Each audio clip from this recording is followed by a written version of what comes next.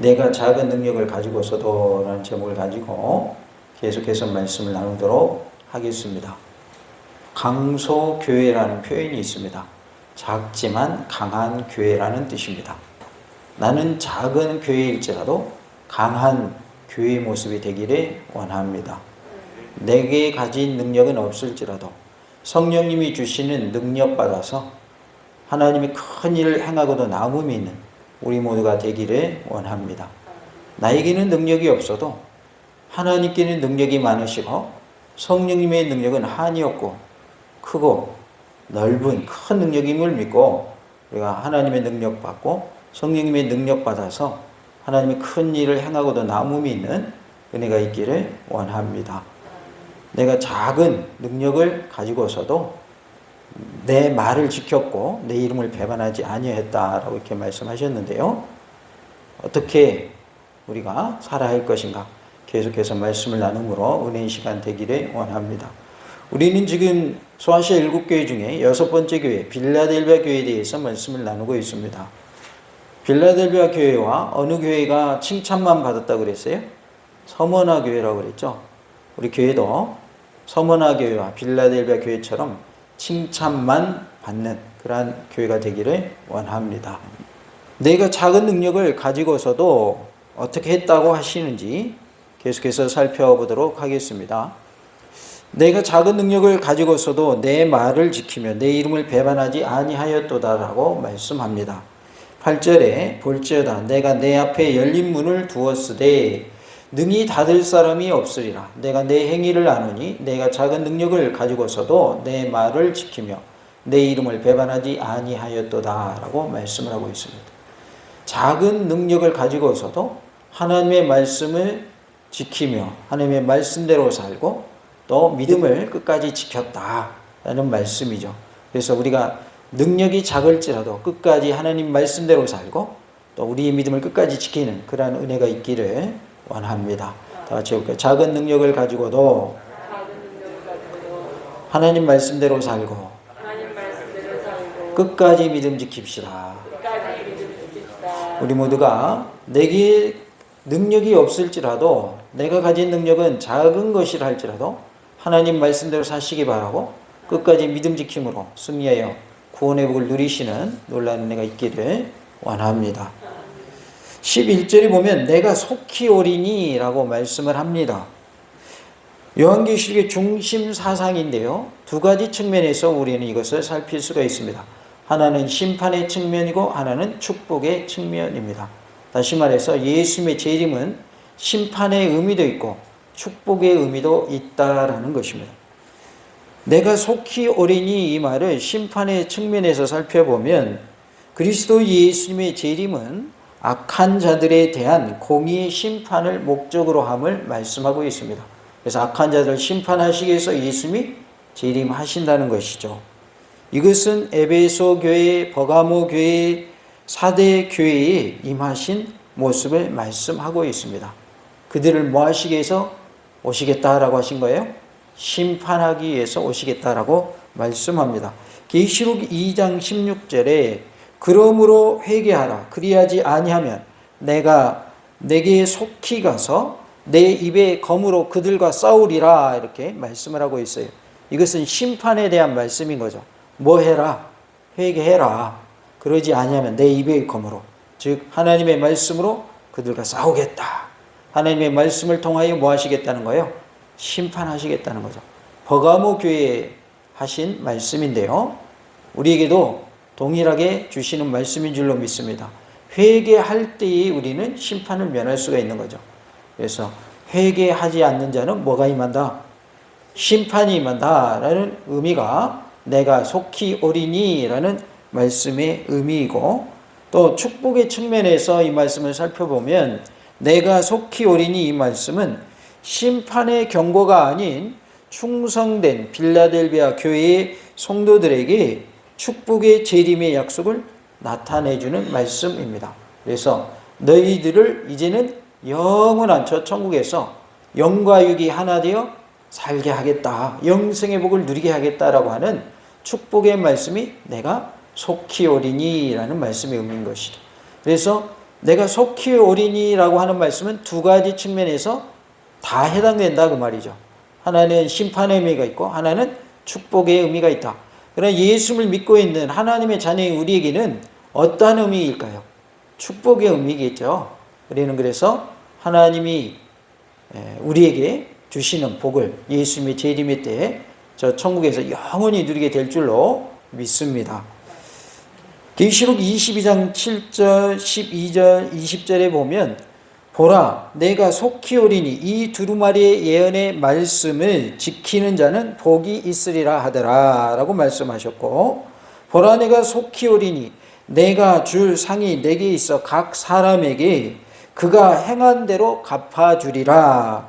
이것들을 증언하신 이가 이르시되 내가 진실로 속히 오리라 하시거늘 아멘 주 예수여 오시옵소서라는 말씀을 주고 계십니다.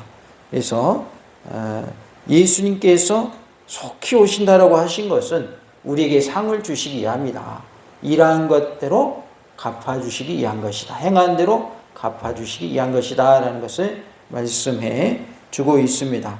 아멘 주 예수여 오시옵소서, 이거를 원어로 뭐라고 한다고 그랬어요? 마라나타라고 한다고 그랬죠. 다 같이 해볼까요? 마라나타. 아멘 주 예수여 오시옵소서. 우리는 이렇게 마라나타를 외칠 수 있어야 돼요. 어디 숨을 곳 없나 하고 숨을 곳을 찾는, 지구멍을 찾는 것처럼 그런 모습이 되서는 안 되겠습니다. 우리는 주님을 맞이할 수 있어야 돼요. 그러려면 맞이할 준비가 돼 있어야 될까요? 준비 안 돼 있어도 맞이할 수 있을까요? 맞이할 준비가 되어 있어야 합니다. 열처녀 비유에서도 신부의 친구들이죠. 5명은 여분의 기름을 준비하죠. 그런데 5명은 뭐 했어요? 당장 쓸 기름만 준비하고 있었죠. 그런데 신랑이 얼른 왔으면 아무 상관이 없었는데, 문제가 없었는데 일찍 와요, 늦게 와요? 신랑이 늦게 오잖아요. 근데 지금 기름이 다 떨어져 가잖아요. 그러니까 우리 나눠 쓰자 그러니까 뭐라고 그래요? 가지고 있는 처녀들이 우리 쓰기에도 부족할 것 같으니까 가서 사와라 그랬는데 그 사이에 와버리죠. 사러 간 사이에. 그래서 잔치집의 문이 어떻게 돼버렸어요? 닫혀져 버리죠. 그러니까 준비하는 자가 예수님의 재림을 맞이할 수 있는 것이지, 준비하지 않고 있는 자는 맞이할 수 없다는 것을 말씀하고 있습니다. 그래서 우리 모두가 예수님의 재림을 맞이할 준비, 재림의 예수님을 맞이할 준비를 해야 할 줄로 믿습니다. 내가 가진 것을 굳게 잡아 아무도 내 면류관을 빼앗지 못하게 하라라고 11절에 말씀을 하고 있어요. 내가 가진 것은 뭘 말하냐면 믿음을 말하고 있어요. 내가 가진 것, 곧 믿음을 굳게 잡아라고 말씀을 하는데, 이 굳게 잡아라는 말은 현재 명령형으로 되어 있어요. 이제까지 빌라델비아 교회가 지켜온 믿음을 더욱 지속적으로 공고히 해야 한다라는 말씀을 의미합니다. 그래서 우리가 믿음을 어떻게 해야 되냐면 지속적으로 굳건하게 지켜야 된다는 거예요. 잠깐뿐만이 아니고 오늘뿐만이 아니고 앞으로도, 그리고 계속적으로 믿음은 계속 지켜져야 된다. 그걸 어떻게 표현했어요? 굳게 잡아라는 말로 표현했고, 현재 진행형이란 말은 계속 된다는 의미를 가지고 있거든요. 그래서 우리가 계속해서 우리의 가진 바, 즉 우리의 믿음을 굳게 잡아서 끝까지 그 믿음을 잃지 아니하고 믿음을 유지해 나가는 그러한 은혜가 있기를 원합니다. 면류관은 경기장에서 승리한 선수에게 주어지는 상이죠. 이번에도 얼마 전에 뭐가 끝났어요? 동계올림픽 끝났죠. 예전에는 메달 안 주고 뭐 씌워줬어요? 월계관 씌워줬죠. 월계수 나무 잎을 엮어가지고, 그것이 이제 세월이 지나면서 메달로 바뀌어서 금, 은, 동메달, 이렇게 3가지 메달을 주죠. 이긴 자에게 주는 것이 뭐예요? 면류관이에요.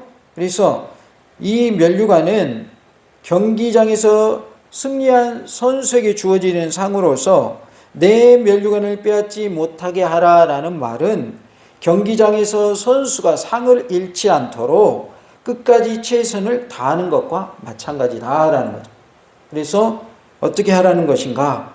빌라델비아 교인들도 지속적으로 영적 무장을 통해서 환난과 핍박 속에서도 인내의 말씀을 지켜서 승리해야 한다라는 것을 말씀하고 있어요. 환난과 핍박 중에도 믿음 잃지 말고 끝까지 인내하면서 승리하라라는 의미가 내 면류관을 뭐하지 못하도록 하라고요? 빼앗지 못하도록 하라라고 말씀을 합니다.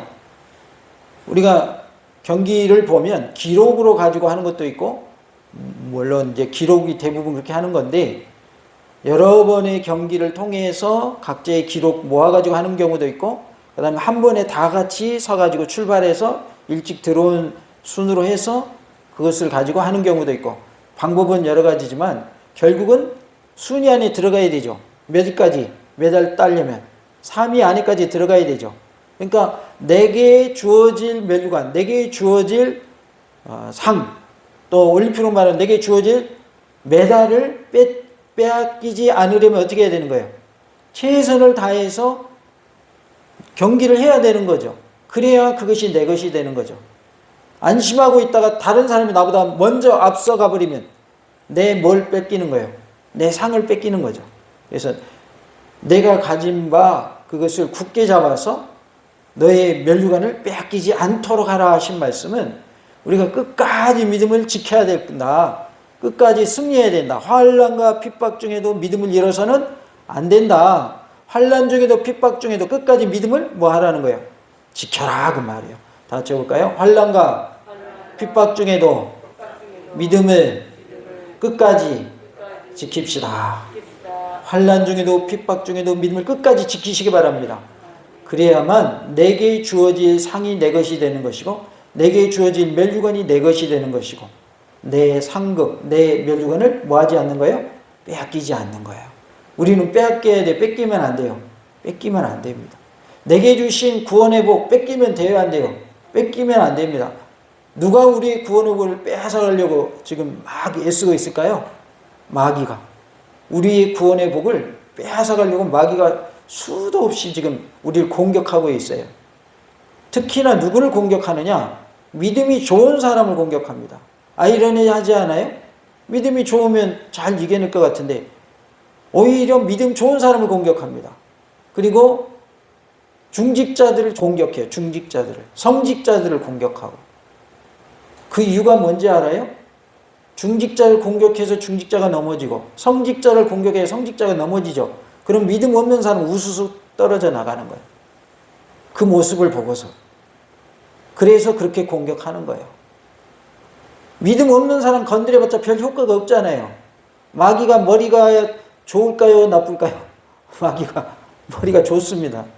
그래서 믿음 없는 사람 한 사람 쓰러뜨리는 거 별로 좋아하지 않아요. 마귀는. 믿음 좋은 사람 쓰러뜨리는 걸 좋아해요. 왜요? 그러면 믿음 없는 사람은 저절로 떨어지니까. 그게 마귀의 방법이에요. 그러니까 마귀의 주 공격 대상은 누구다? 믿음 좋은 사람이에요. 믿음 좋은 사람은 공격 대상으로 하는 거예요. 믿음 안 좋은 사람은 내버려둬도 알아서 넘어지니까 공격을 별로 안 해요. 스스로 넘어지고 자빠지고 그러니까. 그래서 우리가 믿음 좋다고 해서 안심하면 안 되는 거예요.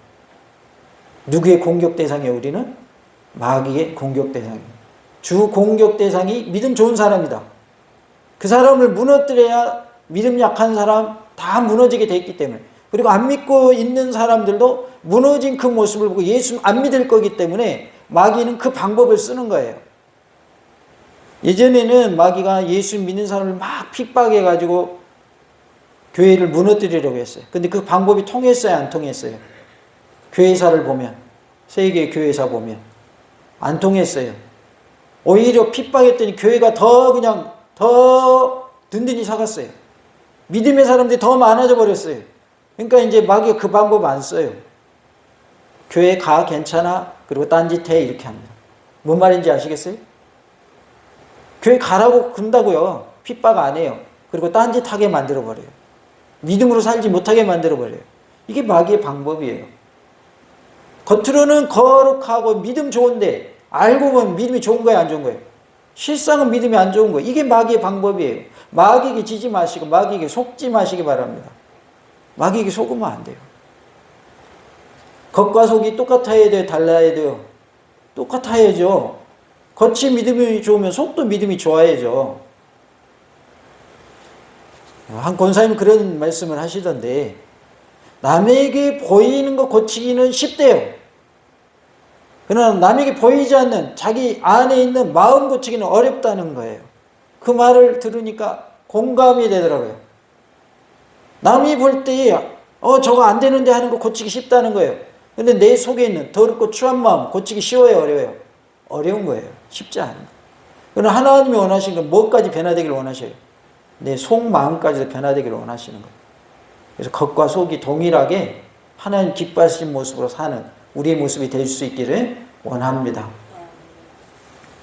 빌라델비아 교회 성도들이 환난과 핍박 중에도 인내의 말씀을 붙잡고 승리해야 한다라는 말씀을 주고 계십니다.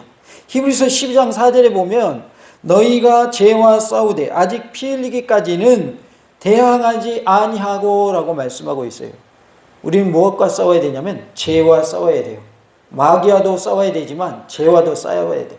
죄와 싸우되 어떻게 대항하라는 거예요? 죄와 싸울 때 피 흘리기까지 대항하라고 그랬어요.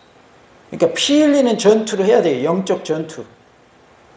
피 흘린다는 것은 대충 싸우는 걸 말해요? 죽을 각오를 하고 싸우는 걸 말해요?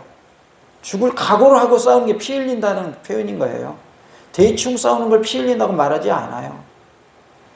죄와 싸우되 피 흘리기까지 싸워 이기시는 우리 모두가 될 수 있기를 원합니다.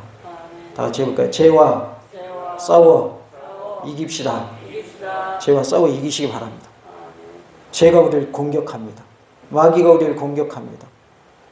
그런데 예전처럼 핍박해가지고 하면 오히려 교회가 더 확산되고 커지니까 이제는 그런 방법 안 쓴다고 그랬죠? 교회 가. 근데 예배 드려. 근데 예배 시간에 딴짓하고 딴 생각하고 교회 다니긴 다니는데 생활은 엉망으로 살아. 이게 마귀의 방법이라고. 예전 같으면 교회 가는 거 아예 못 가게 막아버리는 방법으로 핍박을 했단 말이에요. 그랬더니 오히려 교회가 더 커져버렸어요. 그 터진 자들이 오히려 전도회가 교회가 커지니까 이제 그 방법을 마귀가 잘 안 쓰는 거예요. 물론 그 방법도 지금 쓰고 있지만 평안하다 평안하다 그러면서 평안한 중에 믿음이 잃게 만들어버리는 게 이게 마귀의 아주 교묘한 방법입니다. 그 방법에 우리는 속아서는 안 돼요. 내가 교회에 나가니까 믿음 좋은 것 같고 예배에 잘 참석하니까 믿음 좋은 것 같지만 그게 전부가 아니다 그 말이에요. 겉과 속이 동일해야 돼요. 남에게 보이기만 잘하면 안 돼요. 하나님과 나와의 관계에 있어서 내 마음이 하나님 받으시는 하나님이 기뻐하시는 모습이 돼야 된다고 말이에요. 우리 심령이 깨끗해야 될 줄로 믿습니다. 정결한 모습이 돼야 됩니다. 때묻지 않은 모습이 돼야 됩니다. 그러려면 어떻게 해야 돼요? 우리 스스로는 그렇게 할 수 없기 때문에 예수의 피로 씻어내야 돼요. 우리의 죄를. 성령님의 도우심을 통해서 우리가 죄와 싸워 이겨야 돼요. 뭐 하기까지 이겨야 된다고요? 피 흘리기까지 싸워 이기시기 바랍니다. 다 같이 봅시다. 피 흘리기까지 죄와 싸워 이기고 마귀와 싸워 이깁시다. 다 이기시기 바랍니다. 같이 한번 우리 손을 이렇게 들고 해봅시다. 악한 마귀야 예수님의 이름으로 명하노니 떠나가라 떠나가라 떠나가라. 우리가 선포해야 돼. 선포. 몸이 아파도 하나님이 고쳐주실 믿습니다. 다 나은 줄 믿습니다. 선포하세요. 선포. 기도한 다음에 선포하세요. 그러면 하나님 그 선포하는 말을 듣고 고쳐주시는 거예요. 내가 선포하는 그 말을 듣고 하나님이 마귀를 물리쳐 주시는 거예요. 죄와 싸워 이기게 하시는 거예요. 악한 마귀야 예수님의 이름으로 명한다. 떠나가라. 나를 죄짓게 하는 악한 영아 떠나갈지어다. 선포하세요. 그러면 하나님이 도와주셔요. 내가 이기는 거 아니고 하나님이 나를 도와주시기 때문에 이기는 거예요. 내 안에 있는 예수님의 이름의 권세로 이기는 거예요. 그러니까 예수님의 이름을 선포해야 되는 거예요. 그리고 기도할 때도 우리 어떻게 기도해야 해요? 마지막 마무리를 예수님의 이름으로 기도하죠. 자기 이름 가지고 기도하는 사람 없잖아요. 예수님 믿는 사람 중에. 예수님의 이름으로 기도하잖아요. 그러면 예수님의 이름의 권세로서 기도가 응답되는 거예요. 우리는 예수님의 이름 끝까지 붙잡고 승리하는 은혜가 있기를 원하고 믿음 지키시기 바라고 또 마귀와 싸워 이기시는 승리의 삶이 되시기를 원합니다. 12절에 보면 이기는 자는 내 하나님 성전의 기둥이 되게 하리니 그가 결코 다시 나가지 아니하리라 라고 말씀을 합니다. 이 말씀은 첫 번째 이기는 자에 대한 약속입니다. 당시 빌라델비아 교인들이 이해하기 쉬운 성전 기둥을 비유로 하고 있습니다. 당시 빌라델비아는 잦은 지진으로 인해서 건물들이 폐허가 되었으나 파괴된 건물 가운데 유일하게 남아있는 것이 무엇이 남아있었냐면 신전의 기둥이 남아있었어요. 그래서 그 돌 기둥을 보면서 집이 무너져도 뭐는 남아있구나, 기둥은 남아있구나, 그들이 이해하고 있단 말이에요. 그러니까 너희는 하나님 성전에 뭐가 되라? 기둥이 되라 라고 말씀을 하고 있어요. 이기는 자는 내 하나님 성전에 기둥이 되게 하리니 라고 말씀을 합니다. 지진과 폐허 가운데 유일하게 남아있는 신전 기둥을 본 빌라델비아 교인들에게 하나님이 거주하시는 하나님 성전의 기둥이 되게 하시겠다라고 하는 약속은 승리자들이 하나님 나라에서 중요하고 요동하지 않는 위치를 차지하게 될 것을 말씀하고 있어요. 그래서 우리는 하나님 나라의 기둥이 되게 하시겠다라고 말씀하여 주셨으니 우리 모두가 하나님의 기둥으로 쓰임받는 은혜가 있기를 원합니다. 교회의 기둥 되시기 바라고 하나님 나라의 기둥 되시기 바랍니다. 우리가 야긴과 보아스, 성전의 두 기둥, 야긴과 보아스가 되어야 할 줄로 믿습니다. 건물을 지탱하는 건 기둥이잖아요. 기둥이 없는 건물은 어떻게 되고 말해요? 무너지고 말죠. 그래서 큰 건물일수록 그 건물을 지탱해 주는 뭐가 반드시 있어요? 기둥이 있습니다. 기둥이 없는 건물은 있을 수가 없죠. 그래서 흔들리지 않는, 요동하지 않는 중요한 위치에 세워주시겠다. 우리가 성전의 기둥이 되게 하시겠다라고 말씀을 하고 있습니다. 하나님 나라의 기둥이 되시고 교회의 기둥이 되는 은혜가 우리 모두에게 있기를 원합니다. 12절에 내가 하나님의 이름과 하나님의 성 곧 하늘에서 내 하나님께로부터 내려오는 새 예루살렘의 이름과 나의 새 이름을 그 위에 기록하리라 라고 말씀을 하고 있습니다. 세 가지를 언급하셨어요. 하나님의 이름, 하나님의 성 곧 새 예루살렘의 이름, 그리고 나의 새 이름이라고 말씀합니다. 여기서 나의 새 이름은 그리스도 예수님의 새 이름을 말합니다. 빌라델비아 교인들 중에서 승리자에게 주어지는 두 번째 약속에 해당됩니다. 그리스도 예수님께서는 세 종류의 이름을 부여할 것이라고 약속하십니다. 이름을 부여받는 것은 당시 빌라델비아 교인들에게 있어서 친숙한 것이었습니다. 빌라델비아는 지진으로 인해서 폐허가 되었을 때의 티베리우스의 도움으로 재건된 이후에 네오 가이샤라라는 이름을 새로 부여받았고 후에 베스파시안 황제의 성을 따라서 플라비아라는 이름으로 개명해서 또 이름을 부여받기도 했습니다. 그러니까 그 지역 이름이 이렇게도 불리고 저렇게도 불린 그런 일이 있었다는 것이죠. 이러한 경험을 한 빌라델비아 교인들에게 그리스도 예수님께서 이름을 부여하신다라고 하는 것은 중요한 의미를 갖고 있는 거죠. 그래서 내가 새 이름을 너희에게 줄 것이다 라고 약속하신 것은 이에게 중요한 의미를 갖고 있는 것입니다. 첫 번째는 뭐라고 그랬냐면 하나님의 이름을 기록해 주시겠다라고 그랬죠. 하나님의 이름을 부여해 주시겠다. 그것을 이제 말씀하셨는데 하나님의 이름은 구약의 이스라엘 백성들에게도 하나님의 이름이 주어진 것을 알 수가 있습니다.